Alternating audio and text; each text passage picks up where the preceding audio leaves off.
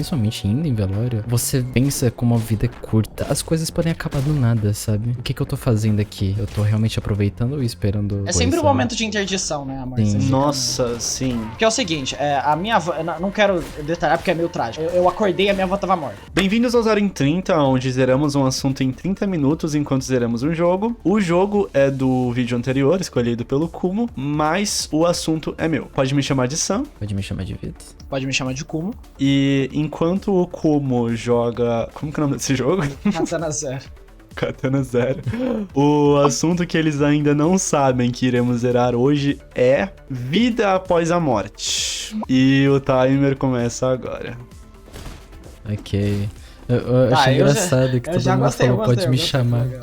Pode me chamar de Sam, pode me chamar de Vitor, pode chamar de... Aí, pode chamar de... Ficou bom, não, gostei, eu adorei pra fazer isso.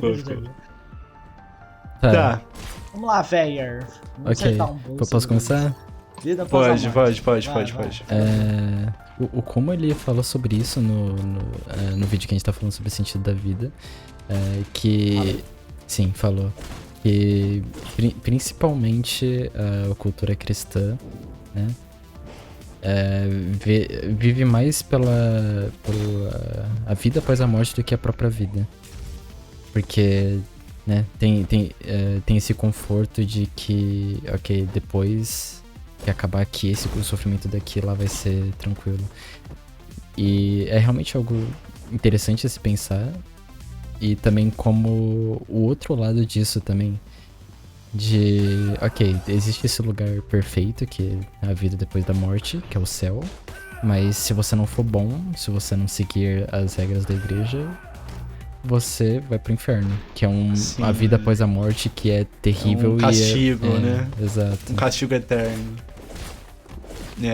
E as ações das pessoas que acreditam veemente nisso, que seguem uma religião, que crê nessas ideias, essas pessoas vivem regradas por isso, né? Tipo, as ações elas são moldadas pensando justamente nisso, tipo, que elas podem ser castigadas um dia ou recompensadas pelas coisas que elas estão fazendo. Exatamente.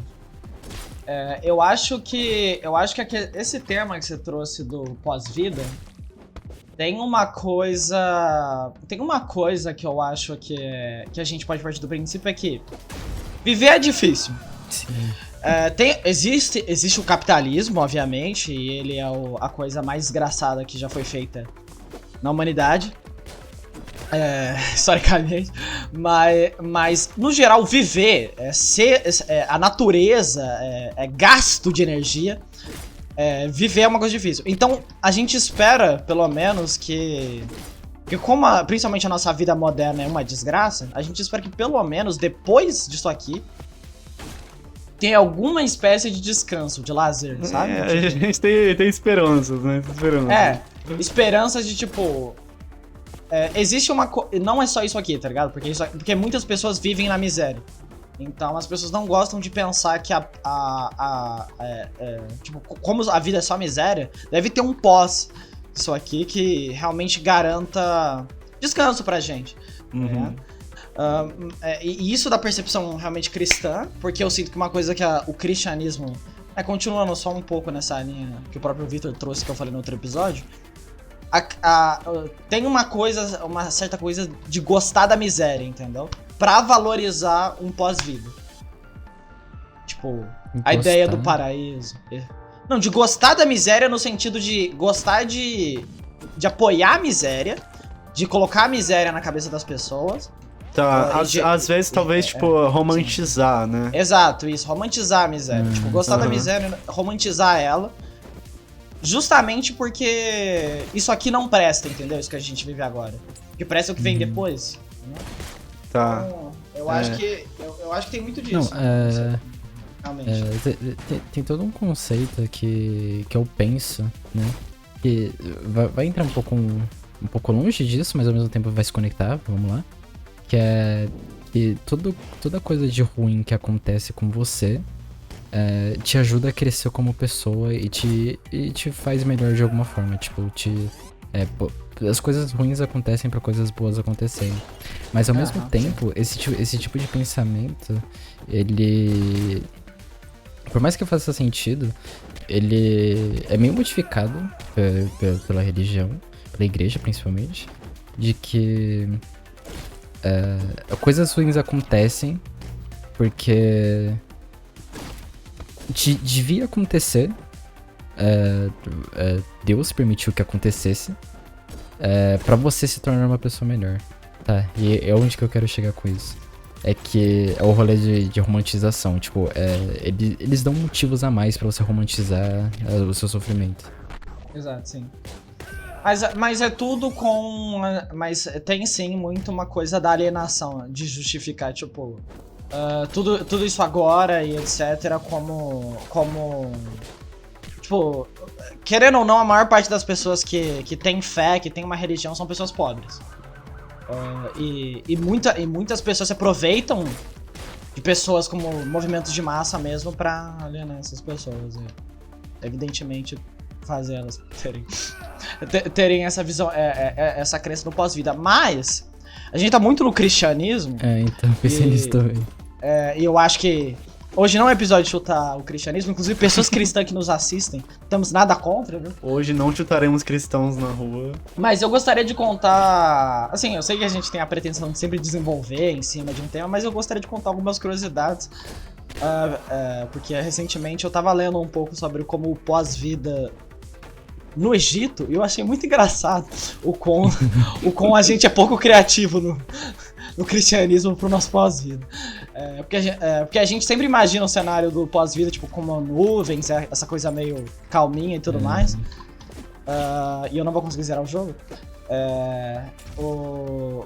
Mas eu acho interessante o que está escrito no livro dos mortos dos egípcios. Que basicamente depois do pós-vida, você continua. E pra você descansar, enfim, em paz, você meio que tem que passar por uma espécie de desafios.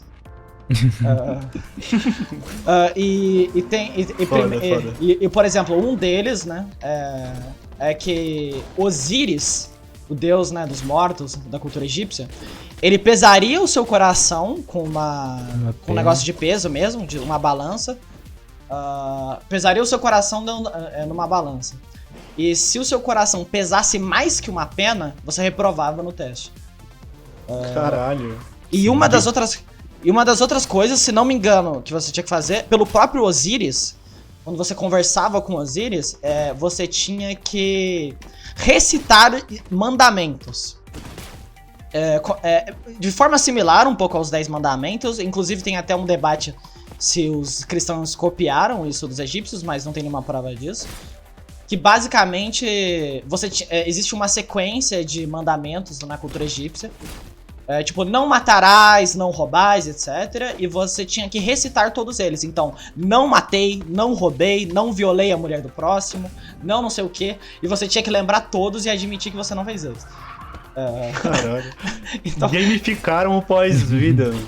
Então eu acho muito interessante esse pós-vida, porque assim...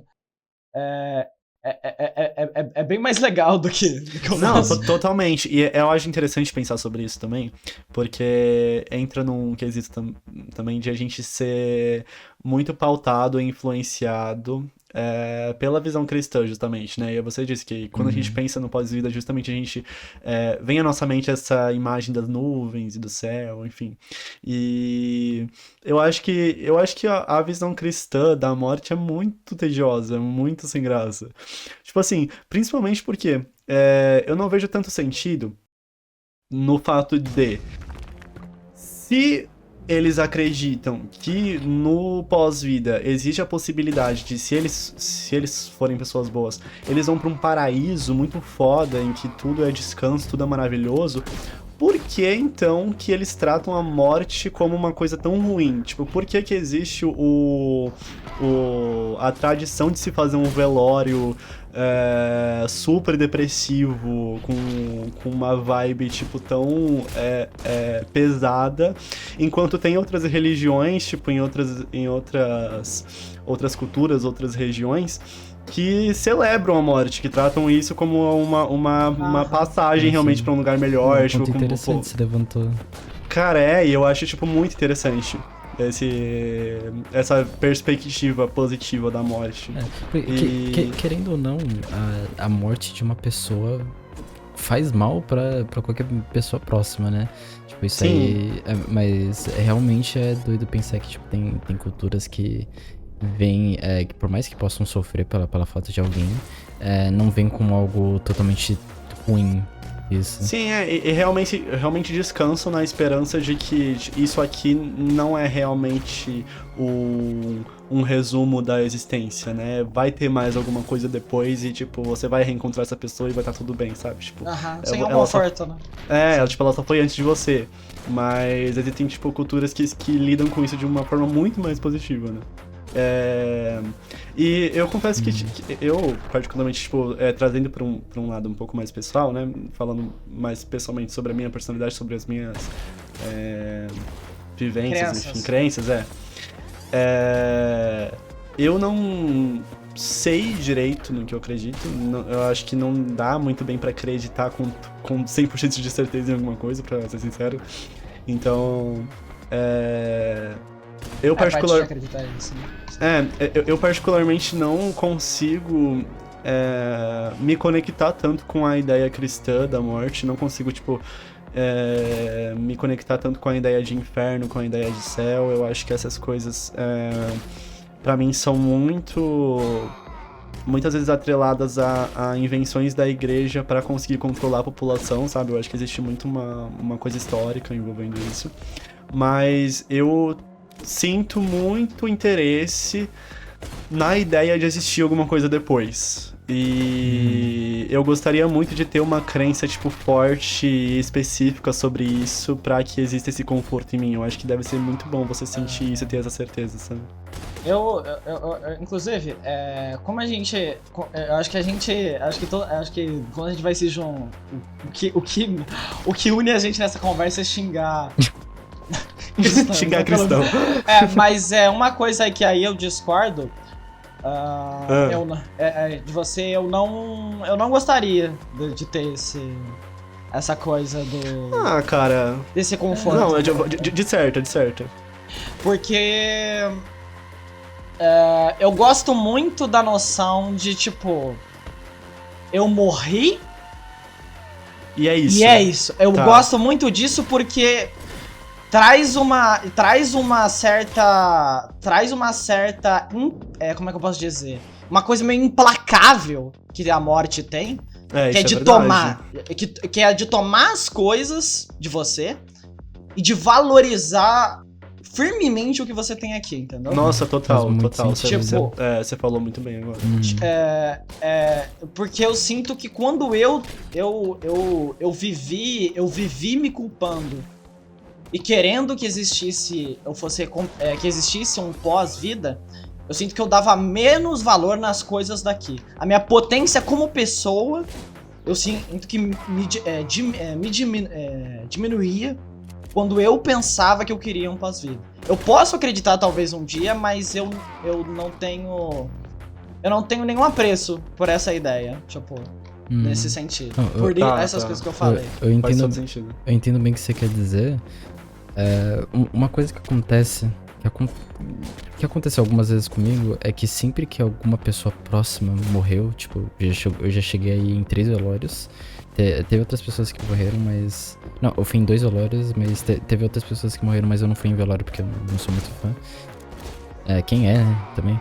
Mas enfim, sempre que eu passava por essa situação, principalmente indo em velório, você pensa como a vida é curta e... Não exatamente curta, mas as coisas podem acabar do nada, sabe? E tipo, o que eu tô fazendo aqui? Eu tô realmente aproveitando ou esperando acabar aqui pra poder ir pra um momento melhor depois? É sempre um momento de interdição, né, amor? Nossa, sim. E sempre que alguém próximo acaba morrendo, eu penso, ok, eu preciso viver mais. E isso é bom. É bom pensar dessa forma, porque eu constantemente vivo com o pensamento de que, ok, eu não quero viver. Então, não pensar num futuro melhor que no pós-vida, dessa vida sofrida que a gente tem, pensar positivamente querendo viver, né? É o rolê lá do vídeo que a gente tava falando sobre o sentido da vida. É porque isso é bom, sabe? Se você tá vivo, Sim. você tem a chance de ser feliz, pelo menos por alguns momentos, sabe? Totalmente. Acho que nos aproximar da morte faz com que a gente crie forças pra viver também. Eu sempre tenho também esses momentos de autorreflexão quando eu tô, tipo, em algum velório. Sempre, tipo, bate muito forte, né? Essa questão, tipo, meu Deus, as coisas são muito imprevisíveis, tipo, tudo pode acabar do nada. Eu preciso viver minha vida, preciso fazer coisas boas, enfim. Vocês falam sobre velório, eu lembrei recentemente, né, quando a gente vai falar de gente morta. Porque uma pessoa que morreu há 1 ano não é muito tempo. Há menos de 1 ano eu perdi as minhas 2 vós, ao mesmo tempo praticamente. Não faço ideia de como isso tem acontecido. E quando eu estava no velório, especificamente da minha avó por parte materna, tinha uma coisa que eu senti o velório inteiro. Porque é o seguinte, a minha avó, não quero detalhar porque é meio trágico, mas a minha avó, eu acordei e a minha avó tava morta, na cama. Nossa, sinto muito, amigo. E eu não eu me recusei a olhar, ver a minha... Eles falaram pra eu ir, mas eu me recusei a ver a minha avó de noite nos últimos momentos, porque eu sei que ela estava estava enfermo, ela estava doente, e eu não queria ver minha avó assim. E da morte dela até quando o caixão dela estava disposto, em nenhum momento eu olhei pra dentro do caixão. Tipo, eu percebi, inclusive acho que eu percebi esses dias. Eu não lembro exatamente como é o rosto da minha avó. Porque eu não olhei o rosto dela dentro do caixão. E eu via todos os meus parentes olhando e chorando em cima daquele caixão. E eu ficava pensando... Eu posso estar errado de não querer olhar pra esse cadáver. Mas eu não acho que ela vai ficar feliz se eu olhar pra ela e ficar chorando em cima do cadáver dela, entendeu? Eu não acho que a minha avó ficaria contente de eu estar... da minha vida quase acabar porque ela morreu, entendeu? Então, apesar de eu não ter olhado e eu ter uma falta de memória do rosto da minha avó, o que eu sinto por ela é muito mais sensitivo sobre a minha avó do que realmente o que eu vi sobre o rosto dela, sobre coisas que ela... Sobre, né, ela falando, etc. Pra mim, o que eu lembro dela são coisas que ela me disse, coisas que eu queria ter falado pra ela. E eu não me arrependo de não me perder na morte da minha avó, entende? E eu sinto que a gente tem um pouco essa pegada de... Como vocês falaram, na nossa cultura, de perder as estribeiras com a morte, sendo que talvez dê pra ser diferente. Tipo, a gente pode ver a morte como só mais uma etapa, assim como você nasceu, você morreu. E você pode ter isso sem que a vida das pessoas acabe, entendeu? Tipo, uma etapa da vida, né? E isso pode ser, inclusive, eu acho que o que a gente melhor pode fazer por aqueles que foram, independente se a gente sabe que eles estão no céu, em cima ou embaixo, é continuar vivendo, entendeu? É a melhor coisa que a gente pode fazer por eles, entendeu? Então, por isso eu também fico... Não consigo ficar muito apegado à narrativa de... fazer um requiem, entendeu? Pra pessoa que morreu e ficar chorando em cima do cadáver dela, entende? Então é isso que eu penso, assim. Amigo, eu acho que você trouxe no início da sua fala uma questão muito interessante, que eu consigo até utilizar pra fazer um gancho com um assunto que eu gostaria de trazer antes desse vídeo acabar também. Que é o fato de... tá tudo bem você não pensar tão fisicamente em relação à sua avó. Tá tudo bem você não querer ter olhado pra ela. E eu acho que é muito interessante também a gente analisar essa perspectiva de pensar na nossa existência como consciências, como atitudes, como vivências, como as experiências que você tem com alguém, e não tanto sobre os nossos corpos, não tanto sobre a aparência, não tanto sobre o nosso físico, sabe? Tipo, e isso é uma coisa que eu penso muito fortemente durante toda a minha vida. Eu tenho essa filosofia e isso se atrela a vários traços da minha personalidade, que é o fato de eu não conseguir ver muito sentido nos corpos humanos, fisicamente, sabe? Tipo assim, Voltamos pra Platão, vamos lá.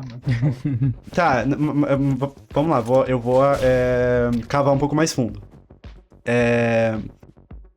Eu, na minha visão de mundo, considero os corpos das pessoas simplesmente objetos com o intuito da gente conseguir reconhecer e diferenciar uns aos outros, conseguir se locomover, conseguir se expressar e conseguir pegar coisas, conseguir andar, enfim.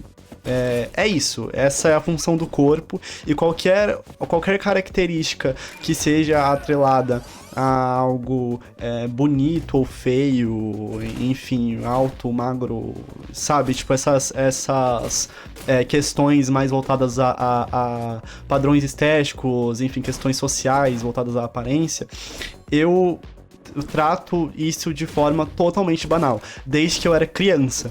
E é por isso que eu me identifico tanto com o conceito da pansexualidade. É por isso que eu uso principalmente o termo pansexual do que o termo bissexual, né? Apesar de serem de ser a mesma coisa. Mas enfim, e aí eu me interesso muito por toda essa análise de nós sermos a nossa consciência aqui dentro, sabe? De nós termos essa existência aqui dentro da nossa cabeça. Tipo, eu sou eu aqui do meu cérebro, sabe? Não isso que as pessoas veem, isso que as pessoas, tipo... Gente, enxergam. vocês ainda me amariam se eu fosse uma minhoca? Sim, eu te amaria, cara. Eu chamaria, cara. Eu mancharia minha boca de terra pra beijar você, se era uma minhoca. Mas eu gostei dessa coisa que você trouxe, porque você... Inclusive você mesmo usou uma coisa da coisa da minha avó e que realmente eu concordo nesse sentido. Sobre que não é tão importante eu lembrar do rosto dela, mas sim de momentos e coisas, Sim. inclusive engraçadas. Exatamente. Mas eu acho interessante uma coisa que você falou, porque eu não penso tão igual. Que você falou que você valoriza muito a consciência. Inclusive é uma coisa que vai trazer toda uma... Você não sabe, não acho que você sabe disso, mas vai trazer toda realmente uma coisa da escola platônica mesmo. Tipo assim... de uma não valorização tão grande do corpo. Realmente, tipo... De quase dessas ideias invisíveis que são a nossa identidade, sabe? Tipo, essa ideia meio invisível da identidade. Mas é uma coisa né, só reforçando o que você disse, mas é uma coisa que eu não vejo tanto porque eu vejo muito mais sentido na minha, eu vejo muito mais sentido na minha vida nos corpos do que na falta deles. Tá, entendo. Mas eu acho que é uma coisa totalmente de ponto de vista, e eu acho que realmente o seu ponto de vista é totalmente válido. Uhum. Mas o que não, eu... assim, eu... Não, pode continuar. É que eu tenho outras coisas, tipo, que vão... Mas pode continuar. Sim. Mas o que eu gosto é que o corpo, principalmente... ele é capaz de pegar a nossa consciência, a nossa identidade e sendo as únicas coisas físicas, ele consegue jogar a gente, entendeu? A gente consegue muito se perder em vários sentidos, aí, né, como você quiser, mas o corpo do outro te permite muito se perder como sujeito, tipo, como pessoa, e você se transformar por causa disso, entendeu? Tudo aquilo que não é físico é imensuravelmente transformado pelo corpo, entende? Então eu... não falando que a ideia dos corpos mandam na minha vida, mas eu tenho muito mais apego às ideias dos corpos do que a falta deles, entende? É isso que eu penso. Entendo. É uma forma de ver as coisas. E não acho que, tipo, o seu jeito de visualizar e de se entender esteja certo ou errado, ou o meu esteja certo ou errado. Acho que são só, tipo, sei lá, visões diferentes. Mas eu sempre estive muito mais apegado, assim, a essa questão de, tipo, nós sermos consciências e existências, tipo, independentes do físico, sabe? Mas isso entra pra outros assuntos. A gente tem 5 minutos, mas eu vou citar brevemente, porque não teria como eu fazer trazer esse tema pra mesa e não falar sobre isso. Eu sou obcecado pela ideia... Eu não acredito nisso, não sei, na verdade, se acredito, mas eu sou obcecado pela ideia de a nossa consciência poder ser separada do nosso corpo posteriormente. E aí a gente entra, tipo, numa questão que que é as experiências de quase morte. Cara, eu adoro pesquisar sobre isso, é muito interessante. Quase morte é essa. As EQMs, né? Então, tipo assim, pra quem não sabe nada sobre o assunto, existem pessoas espalhadas pelo mundo que por algum motivo morreram temporariamente. Vamos supor que elas tiveram uma parada cardíaca ou sofreram algum acidente, alguma questão em que elas pararam de respirar e o coração parou de funcionar, o pulmão parou de funcionar durante alguns segundos ou até minutos às vezes, e depois houve uma reanimação e essa pessoa voltou à vida, ou seja, essa pessoa morreu durante um período específico de tempo. E aí essas pessoas espalhadas pelo mundo que passaram por essa experiência, a grande maioria delas relata exatamente a mesma coisa. Tipo, elas falam coisas muito parecidas uma das outras. Eu acho isso muito interessante. Isso aqui é chamado de experiência quase morte. E abre muito, assim, tipo, essa ideia. Não vai dar tempo de eu dissertar demais sobre isso aqui nesse... Mas o que elas falam sobre? Eu tô curioso agora, eu não sabia. A maioria fala que elas se tornaram... Elas deixaram o corpo e se tornaram simplesmente uma existência incorpórea, uma consciência flutuante ainda nesse mundo e conseguiram se enxergar pelo externo. E elas ainda estavam conscientes e vendo o cenário e tudo que estava acontecendo. Nossa. E se enxergaram mortas e viram coisas que aconteceram depois que elas morreram ali com o corpo delas. Então, tipo assim, teve um paciente de um hospital, tipo um idoso, que morreu durante um tempo, e aí depois que ele acordou, ele perguntou, tipo, eu lembro muito bem desse caso porque é muito específico. Ele perguntou onde que tava a dentadura dele, que eles tinham tirado, e ele apontou pra enfermeira que tinha removido a dentadura dele porque ele viu isso acontecendo enquanto ele tava morto. Meu Deus. Então, tipo assim, é um negócio muito bizarro. E eu adoro esse assunto porque eu sou muito fã de ficção científica, né? Então, tipo assim, se a ciência... eu escrevo ficção científica, enfim. Se a ciência evoluir até um ponto que a gente descubra que a nossa consciência é realmente algo possível de ser separado do nosso corpo, isso abre possibilidade de muitas coisas. Sei lá, a gente subir a nossa consciência pra uma nuvem, colocar num chip, criar corpos artificiais, enfim. Sim. Enfim, se eu ficar falando que eu vou dissertar, tipo, horrores sobre isso. Eu acho interessante quando você tá falando animado sobre isso, e quão legal você acha essa ideia, mas eu só acho impressionante do quanto o seu céu é o meu inferno. Eu acho isso bem engraçado. Eu não consigo pensar em coisa mais odiosa que é viver com a minha própria consciência. Mano, eu falei... Coisa mais detestável. Um dia eu vou trazer o tema pão versus Bia, aí vai ser só vocês falando. Não, mas esse tema aqui tá perfeito. É porque a gente tá contrapondo aqui, né? Mas qual que é a sua opinião sobre isso, Vitor? Sobre o que? Experiência quase morte? Sobre tudo, não, sobre tudo. Não, é que eu não comentei sobre isso, né? Eu concordo.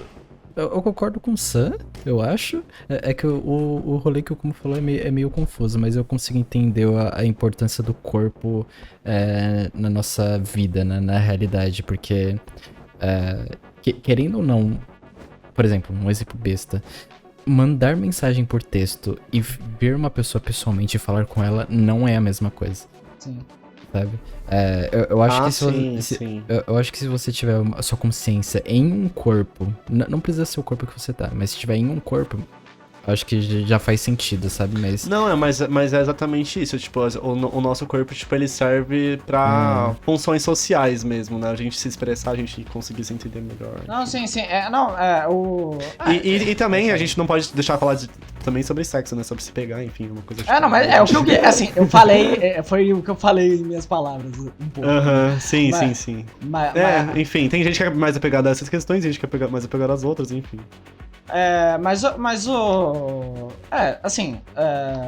talvez só explicando melhor o que eu disse. 18 segundos. 8 segundos? 15. Então acabou. 14. Então 15? Não, fala. Então acabou, eu discordo do Sam. Eu discordo do Sam, acabou, é isso que eu acho. Isso, eu discordo com. Quando vai subir, vem aí. E o Vitor é o meio caminho. Eu sou um neutro, por isso que eu tô no meio.